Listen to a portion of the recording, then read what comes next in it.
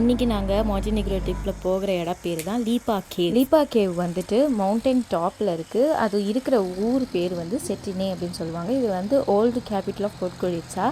So வந்து செட்டினே போகிறதுக்கு நாங்கள் வந்து கேப் பிடிச்சிட்டு பொட்கொரிட்ஸாலேருந்து போனோம். ஸோ இந்த கேவ் போகிறதுக்கு இந்த ட்ரக்கில் இந்த ட்ரெயினில் தான் கூட்டிகிட்டு போகிறாங்க எல்லாரையும். வாங்க போகலாம்.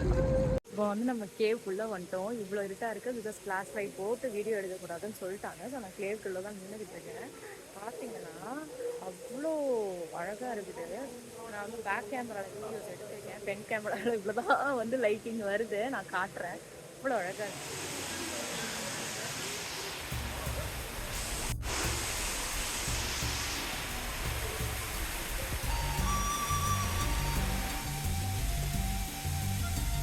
உள்ளே போனோடனே ஏதோ வேறு ஏதோ உலகத்துக்கு போன போது ஒரு ஃபீல் வரும்.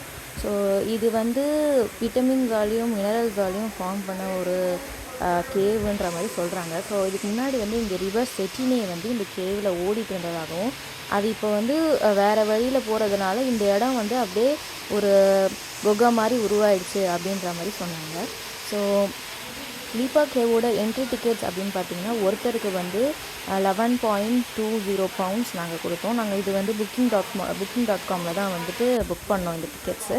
ஸோ நேரில் போனீங்கன்னா ஐ திங்க் 13 யூரோஸ் கிட்ட வாங்குறாங்க ஒருத்தருக்கு, which is very nominal. Because இந்த கேவ் வந்து அவ்வளோ ஒரு அழகாக இருந்தது, அவ்வளோ ஒரு வித்தியாசமாக இருந்தது பார்க்குறதுக்கு. இது எப்படின்னா எல்லாருக்கும் வந்துட்டு ஒரே ஒரு கைடு வந்து ஒரு கிட்டத்தட்ட ஒரு 20-30 பேரை வந்து அந்த ட்ரெயினில் கூட்டிகிட்டு போயிட்டு அவரே வந்து கூட்டிகிட்டு வந்து விட்டுருவார். ஸோ அந்த கைடு வந்து போகிற வழியிலலாம் வந்துட்டு சில ஹிஸ்டாரிக்கல் அந்த ரிலீஃப்ஸை காமிச்சு அது என்ன, அது எப்படி உருவாச்சு, எத்தனை ஆயிரம் வருஷம் ஆச்சு அது உருவாகிறதுக்குலாம் எக்ஸ்பிளைன் பண்ணுறாரு. இன்னும் இந்த மாண்டினெக்ரோவில் இந்த மாதிரி ஒரு 3-4 கேவ் இருக்குது. ஸோ அதுக்கு போகிறதுக்கான வழி வந்து இந்த கேவ்லேருந்தே கனெக்ட் ஆகுது அப்படின்னு சொன்னார். ஸோ அந்த மாதிரி போகணும் அப்படின்னா வந்துட்டு சம்மர் சீசனில் தான் போக முடியும். ஏன்னா வந்து இப்போ ஸ்ப்ரிங் ஆட்டம் டைமில் அது ஃபுல்லாக தண்ணியில் மூடி இருக்கும். ஸோ நம்மளால் போக முடியாது. சம்மர் சீசனாக இருந்தால் அது ஃபுல்லாக ட்ரை அப் ஆகிடும். அப்போ நம்ம வந்து குனிஞ்சு தவழ்ந்து போக முடியும். அப்படி தான் போக முடியும், வழி இருக்குது அந்த கேவ்ஸுக்கெலாம் போகிறதுக்கு அப்படின்னு சொன்னார். ஸோ இங்கே பார்த்திங்கன்னா இந்த ஃபார்மேஷன்லேயே நல்லா தெரியும்.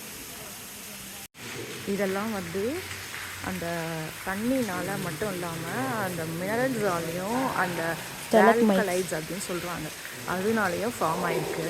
ஸோ இந்த மேலே இருக்கிறதும் இந்த கீழே இருக்கிறதும் கனெக்ட் ஆகிடுமா சில இடத்துல. ஸோ அங்கே பாருங்கள், இந்த ஓரத்தில் ரைட் சைடில் பார்த்தீங்கன்னா மேலே இருக்கிறது கீழே இருக்கிறது கனெக்ட் ஆகிடுச்சு. பார்த்தீங்கன்னா அந்த மாதிரி கனெக்ட் ஆகி தூணாக ஆகிடும்.